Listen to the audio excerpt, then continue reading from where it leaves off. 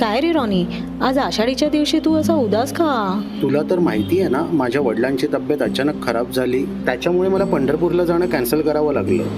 आणि मी विठ्ठलाला प्रॉमिस केलेलं की मी त्याला स्वतःच्या हातून श्रीखंड म्हणून नैवेद्य दाखवीन आणि नंतरच मी जेवीन.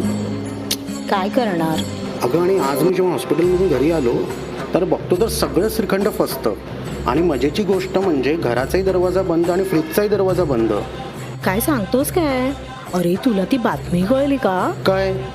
की आषाढीच्या पूजेच्या निमित्ताने जेव्हा गाभाऱ्याचे दरवाजे उघडले ना, तेव्हा विठ्ठलाच्या मुखाला श्रीखंड लागलेलं आढळलं. काय सांगतेस काय?